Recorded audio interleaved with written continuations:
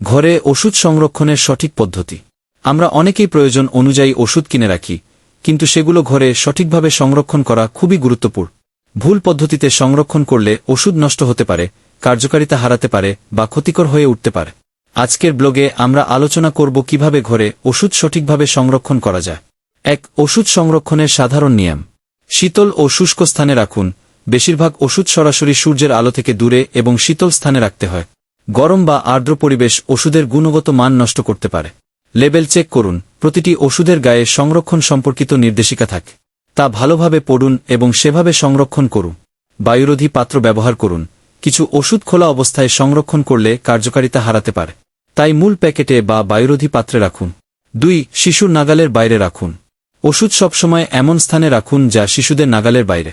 বিশেষ করে রঙিন বা আকর্ষণীয় দেখতে ক্যাপসুল ও ট্যাবলেটগুলো শিশুদের দৃষ্টি আকর্ষণ করতে পারে। 3. আলাদা ক্যাটাগরিতে রাখুন। প্রতিদিনের ওষুধ, যেগুলো আপনি নিয়মিত গ্রহণ করে, এগুলো সহজে পাওয়া যায় এমন স্থানে রাখুন।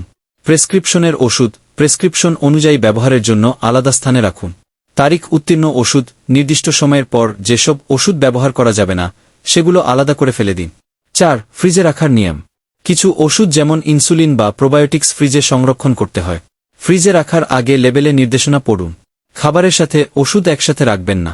ফ্রিজের দরজায় রাখার পরিবর্তে ভেতরের দিকে রাখুন। 5. ওষুধের তারিখ নিয়মিত চেক করুন।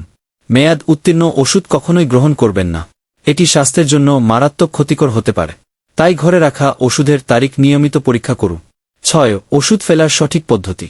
ব্যবহার উপযোগী না থাকলে ওষুধ সরাসরি ময়লা বা ডাস্টবিনে ফেলবেন না। স্থানীয় ফার্মেসি বা স্বাস্থ্যকেন্দ্রে ওষুধ ফেলার নির্দেশনা সম্পর্কে জানুন। ওষুধ সঠিকভাবে সংরক্ষণ করা শুধু ওষুধের কার্যকারিতা বজায় রাখার জন্য নয়, বরং পরিবারের সবার নিরাপত্তার জন্য জরুরি। সঠিক পদ্ধতি অনুসরণ করে ওষুধ সংরক্ষণ করুন এবং প্রয়োজনে বিশেষজ্ঞদের পরামর্শ নিন।